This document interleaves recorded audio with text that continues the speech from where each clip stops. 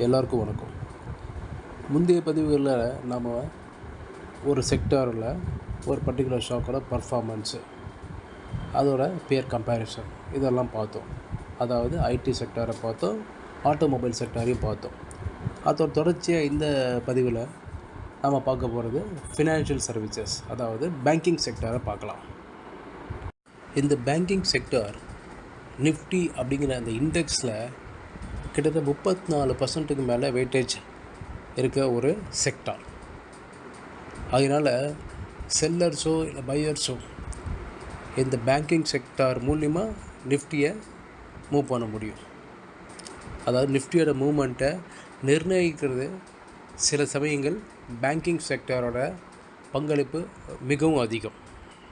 So இந்த financial சர்வீஸில் இருக்கக்கூடிய மேஜர் கான்ஸ்டிடியூயன்ஸ் அப்படின்னு பார்க்கும்போது 2 பேங்க்கை நம்ம மேஜராக சொல்லலாம். ஒன்று வந்து HDFC, இன்னொன்று வந்து ICICI. இது ரெண்டும் தான் 50%க்கு மேலே இருக்குது. ஸோ இந்த ரெண்டுத்தோட மூவ்மெண்ட்டுமே இந்த ஃபினான்ஷியல் சர்வீஸோட மூவ்மெண்ட்டை பாதிக்கும். அது மொத்தமாக நிஃப்டிங்கிற இண்டெக்ஸை பாதிக்கும்.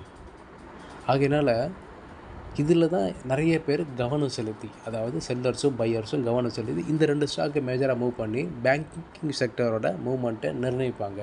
அது நிஃப்டின்ற இண்டெக்ஸோட மூவ்மெண்ட்டை நிர்ணயிக்கும். ஸோ இதுக்கப்புறம் பேங்கிங் செக்டரில் HDFC, ICICI அப்புறம் இருக்கக்கூடிய 2 மேஜர் பேங்கிங் அப்படின்னு பார்க்கும்போது ஒன்று வந்து SBI, இன்னொன்று வந்து கோட்டக் பேங்க். இன்றைக்கி நம்ம பார்க்கக்கூடிய பேங்க் கோட்டக் மஹிந்திரா பேங்க். இதோட மார்க்கெட் கேப் இருந்ததை பார்த்துக்கலாம். அதே மாதிரி இதோட ப்ரைஸ், கரண்ட் ப்ரைஸ் என்னென்னு பார்த்தீங்கன்னா 1547. இது வந்து 52 வாரம் லோ கிட்ட தான் ட்ரேட் ஆகிட்டுருக்கு. ஸோ இது இப்போது டிமாண்ட் ஜோனில் இருக்கா, சப்ளை ஜோனில் இருக்கா அப்படிங்கிறத நம்ம கொஞ்சம் வெயிட் பண்ணி பார்க்கறது நல்லது. ஏன் அப்படின்னா இது இப்போ டிமாண்ட் ஜோன் கிட்ட தான் இருக்குது. 52 வாரம் லோ கிட்ட வந்துருச்சு, இது நல்ல ப்ரைஸ் ஆச்சு அப்படின்னா நல்ல ப்ரைஸ் தான், வாங்கலாம், கொஞ்சம் கொஞ்சமாக கூட வாங்கிக்கலாம், தப்பு கிடையாது. ஆனால் இதோட நல்ல ப்ரைஸ் கிடச்சிதுன்னா அது ஒரு வாய்ப்பையும் நம்ம பார்க்கணும். அதனால் கொஞ்சம் வெயிட் பண்ணி பார்த்து முடிவு பண்ணுறது நல்லது. இன்னொன்று, ஒரு பேங்கிங் செக்டார் அப்படி வரும்போது நம்ம முக்கியமாக பார்க்கக்கூடிய இன்னொரு காம்பனண்ட், யூஸ்வலாக நம்ம என்ன பார்ப்போம்னா EPS பார்ப்போம், PE பார்ப்போம், அதை கம்பேர் பண்ணுறதுக்கு. ஆனால் பேங்கிங்னு வரும்போது புக் வேல்யூ பார்க்கணும். அது ரொம்ப முக்கியமான ஒரு விஷயம். ஸோ இந்த புக் வேல்யூவும் பார்த்துக்கணும். இப்போது இந்த ஸ்டாக்கை பியர்ஸ் கூட கம்பேர் பண்ணி பார்க்கும்போது EPS, PE இதெல்லாம் கம்பேர் பண்ணி பார்க்கும்போது இந்த ஸ்டாக் எப்படி இருக்குன்றது நம்ம தெரிஞ்சுக்க முடியும். இன்னொன்று வந்து பார்த்திங்கன்னா, நான் சொன்ன மாதிரி புக் வேல்யூவையும் நீங்கள் மைண்டில் வச்சுக்கணும். ஏன் அப்படின்னா பேங்கிங் செக்டார் அப்படிங்கிறதுனால. இப்போது இது வந்து சப்ளை ஜோன் கிட்ட இருக்கா இல்லை டிமாண்ட் ஜோன் கிட்ட இருக்கா அப்படிங்கிறதையும் நம்ம தெரிஞ்சுட்டு தான் இது பண்ணணும். இது வந்து நியர் டிமாண்ட் ஜோன் கிட்ட தான் இருக்குன்ற மாதிரி. ஏன்னா 52 வாரம் லோ கிட்ட வந்துடுச்சு, அப்போ டிமாண்ட் ஜோன் தானே அப்படின்லாம் சொல்ல முடியாது.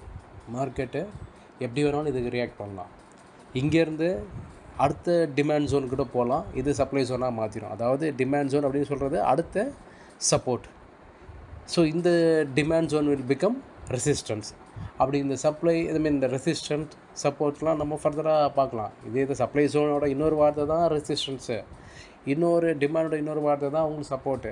ஸோ இதுவே எங்கெங்கே எப்படி மாறுது அப்படிங்கிறது தெரிஞ்சுக்கலாம் நம்ம. ஏன்னா அந்த ப்ரைஸ் கட் ஆகும்போது இது எப்படி போகுது, கட்டாகி மேலே போனால் அது டிமாண்ட் ஆகும், அதுவே அதை சப்போர்ட் ஆகும். அதுவே கட்டாகி கீழே வந்ததுன்னா அது சப்ளை ஜோன் ஆகும், இல்லை ரெசிஸ்டன்ஸாக மாறும். ஸோ இதுதான் உங்களுக்கு எல்லோரும் டெக்னிக்கலாக பயன்படுத்தக்கூடிய வார்த்தைகள்.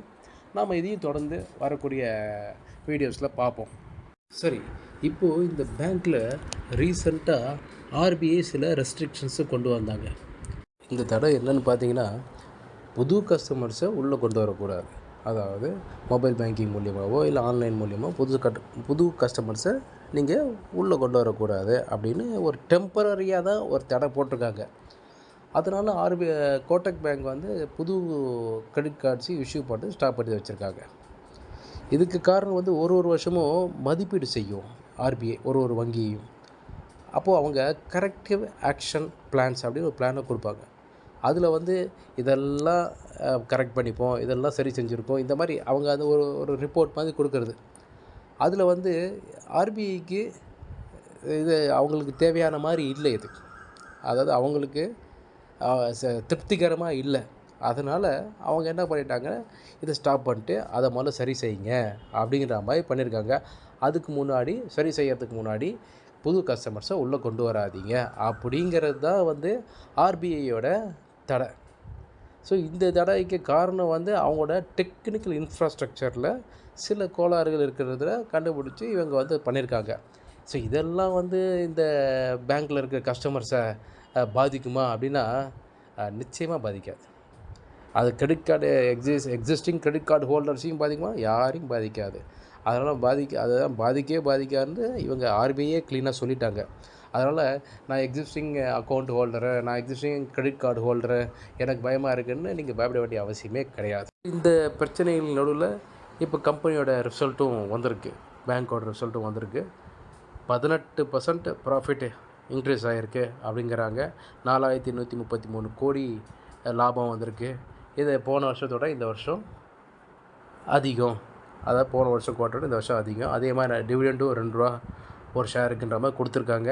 அதனால் இது வந்து ஒரு ஹெல்த்தியான விஷயமாக தான் பார்க்கப்படுது. இருந்தாலும் நாம் ஒரு சாதாரண ரீட்டைல் இன்வெஸ்டர், நாம் கொஞ்சம் பார்த்து தான் மார்க்கெட்டில் ஸ்டாக்ஸை வாங்கணும். அதனால் இது சப்ளை ஜோனா இல்லை டிமாண்ட் ஜோனா, இல்லை இதை இப்போதைக்கு இது டிமாண்ட் ஜோன் அப்படின்னு நம்பலாம். ஆனால் இதே சப்ளை ஜோனாக மாறுமா அப்படிங்கிறது நமக்கு தெரியாது. அதனால் நிறுத்தி நிதானமாக ஒரு வாரம் கூட ஆகட்டும், அதை கொஞ்சம் அப்படியே இந்த ஸ்டாக்கை வாட்ச் பண்ணிகிட்டே வாங்க. உங்களோட வாட்ச் லிஸ்ட்டில் வச்சுக்கங்க, வாட்ச் பண்ணிட்டே வாங்க. அதுக்கப்புறம் முடிவெடுங்க. உங்கள் கையில் நீங்கள் பார்க்க வேண்டிய எல்லா காம்பனண்ட்டுமே கையில் இருக்குது. புக் வேல்யூ, இபிஎஸ், பிஇ எல்லாம் பாருங்கள். இப்போ சப்ளை ஜோனும் டிமாண்ட் ஜோன் கிட்டேயே, இப்போ டிமாண்ட் ஜோனுக்கிட்ட மார்க்கெட் இருக்குது. இது இப்படி மாறுமா அப்படி மாறுமான்றதையே நம்ம பொறுத்திருந்து பார்த்து வாங்கிறது நமக்கு நன்மை. அதாவது ஒரு ரீட்டைல் இன்வெஸ்டராக நமக்கு நன்மை இது. ஸோ இந்த வீடியோ உங்களுக்கு பயனுள்ளதாக இருக்குன்னு நான் நம்புகிறேன். நன்றி, வணக்கம்.